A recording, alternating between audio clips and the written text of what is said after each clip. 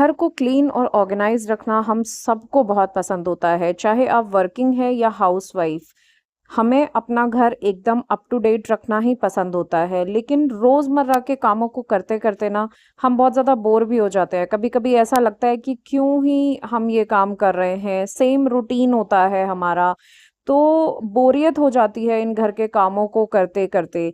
तो आज के वीडियो में हम लोग कुछ ऐसी चीज़ें देखेंगे, कुछ ऐसी टिप्स देखेंगे, या आप 5 मिनट्स रूल कह लीजिए इसको, कि जो मैं फॉलो करती हूँ, जिससे बहुत ज़्यादा काम का बर्डन भी नहीं होता है और बोरियत भी नहीं होती है काम करते करते, और अपने घर को भी हम प्रॉपर तरीके से अरेंज रख पाते हैं और कामों को समय पर ख़त्म कर पाते हैं।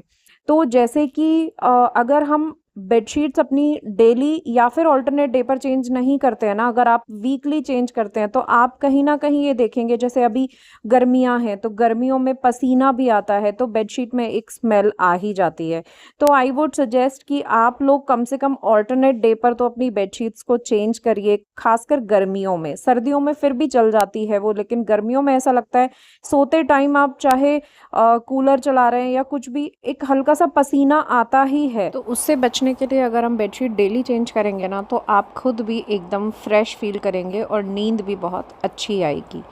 उसके बाद में जो डस्टिंग का काम है वो हमें डेली ज़रूर करना चाहिए। अगर हम डेली डस्टिंग करेंगे तो एक रूम में मुश्किल से 5 मिनट लगते हैं, लेकिन अगर हम ऑल्टरनेट डे पे 2 दिन में 3 दिन में करेंगे, और बर्डन जो है ना काम का आ जाएगा हमारे ऊपर, क्योंकि डस्ट इतनी ज़्यादा इकट्ठी हो जाती है कि फिर आपको उसको क्लीन करने में बहुत ज़्यादा टाइम और एफर्ट देना पड़ता है।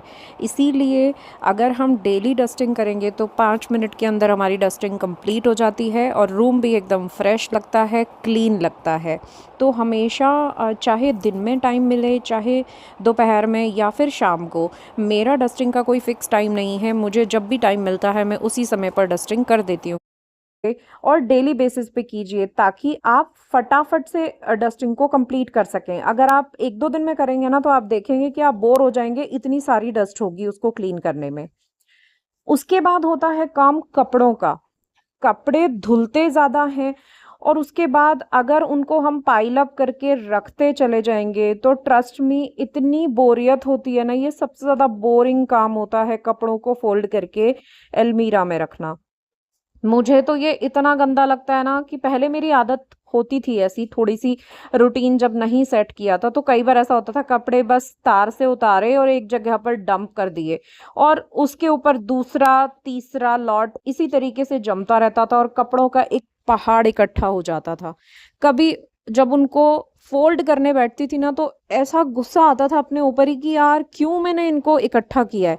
तो अब मैंने ना ये एकदम से किया हुआ है कि चाहे मुझे रात में टाइम मिले, चाहे मुझे दिन में टाइम मिले, मैं फटाफट से जैसे ही कपड़े धुलते हैं ना, मैं उनको सेम डे फोल्ड करके रखना ही प्रेफर करती हूँ। क्योंकि कम से कम मुझे बोरियत नहीं होती है। रोज तो कपड़े बहुत ज्यादा धुलते नहीं है, फटाफट से तय होके हम अलमारी में रख सकते हैं, लेकिन अगर हमने 2 दिन भी कपड़े फोल्ड नहीं किया ना, तो वो इतने ज्यादा हो जाएंगे कि आप बोर ही हो जाओगे बैठे बैठे उनको फोल्ड करते करते। और ऊपर से ऐसे ही कपड़े अगर पड़े रहेंगे तो उनमें रिंकल्स भी इतने ज्यादा आ जाते हैं कि प्रेस करने में भी हालत खराब हो जाती है। अगर सारे कपड़े बाहर जाते हैं प्रेस होने के लिए तब तो कोई बात नहीं है, लेकिन अगर आप खुद कर रहे हैं ना, तो रिंकल्स तो बिल्कुल निकलते ही नहीं है, इतना ज्यादा इरिटेशन होती है फिर प्रेस करते टाइम भी।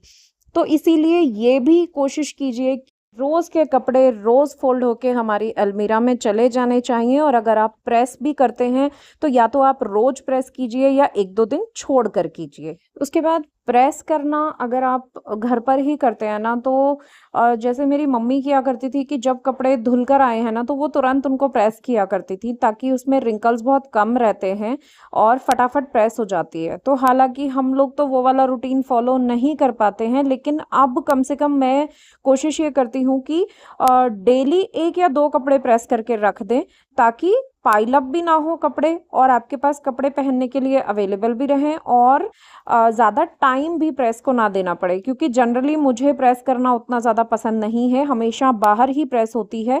बट अभी आजकल जो मेरा प्रेस वाला था वो यहाँ से चला गया है, तो वो प्रेस नहीं करता, और दूसरे प्रेस वाला जो है पास में है, उसकी प्रेस मुझे बिल्कुल भी पसंद नहीं आई है। तो फिलहाल के लिए प्रेस हम ही कर रहे हैं घर पे। तो अभी मैं यही फॉलो करती हूँ कि 2-3 कपड़े डेली प्रेस करके रख देती हूँ, ताकि प्रॉब्लम ना हो और कपड़े इकट्ठे भी ना हो। और अगर प्रेस नहीं भी कर रहे हैं ना तो कपड़ों को प्रॉपरली फोल्ड करके अलमीरा में रखें ताकि वो रखे हुए भी अच्छे लगें, और ऐसे ही पटकने से उनमें रिंकल्स बहुत ज़्यादा आ जाते हैं तो वो भी ना हो। और आज ना जूजू को लगाना है मुझे ना नारियल का तेल, क्योंकि इसकी बॉडी में भी इतनी ज़्यादा ड्राइनेस आ रखी है कि इसके बाल एकदम कड़क हो गए हैं और इतना झड़ रहे हैं कि जहाँ ये बैठती है ना पूरी ज़मीन काली हो जाती है, इतनी ज़्यादा हेयर फॉल हो रहा है।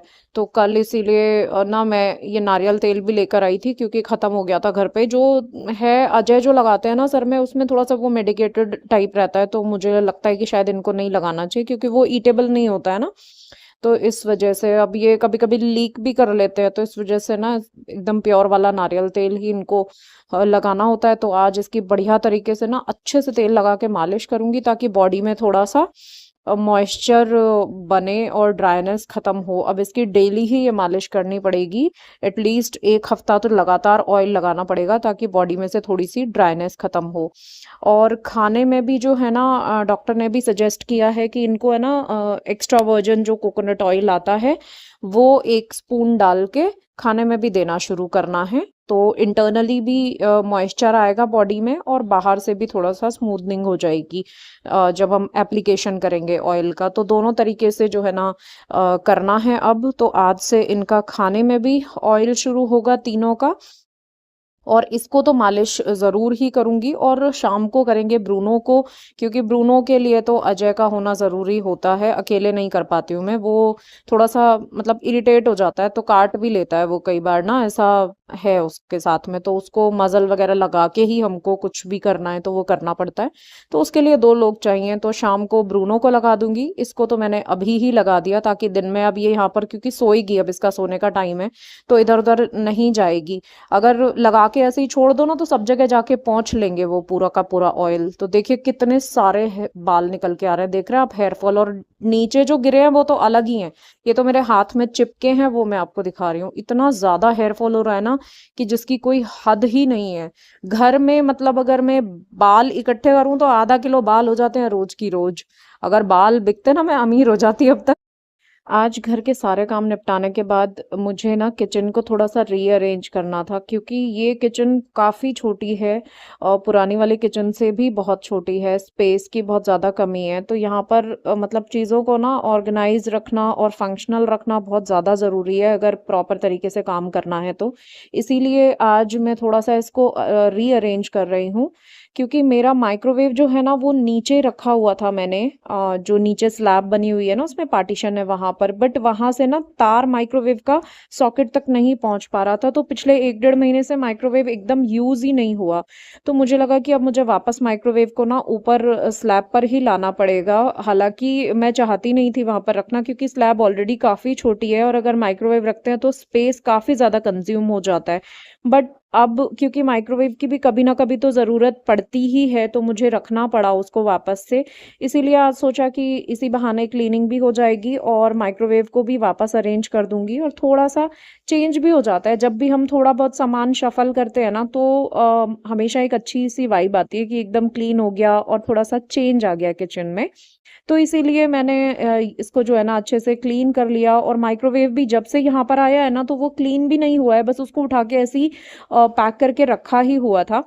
तो आज ना माइक्रोवेव की भी क्लीनिंग हो रही है, तो इसको भी साफ करना है, काफ़ी गंदा हो रहा है। उसकी अंदर वाली प्लेट तो काफ़ी स्टिकी भी हो रही थी, तो उसको मैं वॉश कर दूंगी और माइक्रोवेव को स्प्रे से जो है ना अच्छे से क्लीन कर दूंगी। ये जो स्प्रे मैं यूज़ करती हूँ ना ये मैं घर पर ही बनाती हूँ, मल्टीपर्पज़ स्प्रे है, ऑल इन वन। हर तरीके की क्लीनिंग में आप इसको यूज़ कर सकते हैं। तो अगर आपको पता करना हो कि मैं कैसे इसको बनाती हूँ तो मुझे कमेंट्स में ज़रूर बताना, मैं आपके साथ में शेयर करूँगी कि मैं इसको कैसे बनाती हूँ। और एकदम जो है ना बहुत अच्छा स्प्रे बनकर तैयार होता है, खुशबू भी बड़ी अच्छी आती है और क्लीनिंग भी बहुत अच्छी होती है, और कॉस्ट इफेक्टिव तो ऑब्वियसली होता ही है क्योंकि हम घर पर बना रहे हैं। तो कोई केमिकल नहीं होता है, हार्श केमिकल नहीं होता है, हाथ भी एकदम अच्छे रहते हैं। और इस तरीके के घोंसले जो होते हैं ना, ये ऑनलाइन बड़े आसानी से मिल जाते हैं, तो अपनी बालकनी में ज़रूर लगाइए। देखिए चिड़िया कितने आराम से बैठी है। इन्हीं सब कामों के साथ मेरे लिए सबसे ज़्यादा ज़रूरी होता है अपने प्लांट्स की केयर करना, क्योंकि मैं प्लांट्स के बिना मुझे लगता नहीं है कि रह सकती हूँ। काफ़ी कोशिश भी करती हूँ कि अब बहुत कम प्लांट्स लूँ, लेकिन फिर भी मेरा मन नहीं लगता है प्लांट्स के बिना। क्योंकि प्लांट्स जब आपके पास होते हैं ना, तो आपको घर ना एकदम अलाइव लगता है। बहुत अच्छा, किसी भी कॉर्नर को अगर आपको बहुत अच्छे से डेकोरेट करना है ना, तो एक तरफ आप एक लाइव प्लांट वहाँ पर रखिए और दूसरी तरफ कोई भी महँगा डेकोर। आई एम श्योर जो लाइव प्लांट वाला कॉर्नर होगा ना, वो सबसे ज़्यादा खूबसूरत और नेचुरल लगेगा। तो इसीलिए शाम का देखिए समय है, एकदम सूर्य नारायण डूब चुके हैं और अब मैं अपने प्लांट्स में पानी देने के लिए आई हूँ, जो बाहर आँगन में है। इसी समय पर ना मैं आंगन की सफाई भी कर देती हूँ, तो थोड़ा-सा ठंडा भी हो जाता है, तो बच्चे यहाँ पर बैठ के खेल लेते हैं। दोनों तीनों आराम से यहाँ पर बैठ जाते हैं, बाहर का नज़ारा भी देखते रहते हैं और आराम से खेल भी लेते हैं। देखिए ये अभी यहाँ पर है जूजू, क्योंकि ब्रूनो और जिनी अंदर हैं, तो ये मेरे साथ है यहाँ पर। तो ये समय भी, जैसे कि ज़रूरी नहीं है कि हम सुबह ही सारे काम करें, जब अभी गर्मी है तो शाम के टाइम भी आप ये सब काम कर सकते हैं। कुछ प्लांट्स में मैं सुबह पानी देती हूँ और कुछ प्लांट्स में मैं शाम को पानी देती हूँ। तो इसी तरीके से छोटी-छोटी चीज़ों को फॉलो करके बिना बोरियत के हम अपने घर का पूरा काम खुशी से कर सकते हैं। तो आई एम श्योर आप लोगों को आज का वीडियो पसंद आया होगा। पसंद आए तो एक लाइक ज़रूर कीजिएगा और अगर पहली बार विज़िट कर रहे हैं तो सब्सक्राइब ज़रूर कीजिएगा चैनल को। मैं मिलती हूँ आपसे नए वीडियो में। कुछ सजेशंस हों आपके तो प्लीज़ मुझे कमेंट सेक्शन में ज़रूर बताइएगा। मुझे बिल्कुल बहुत अच्छा लगता है आपके कमेंट्स पढ़ना।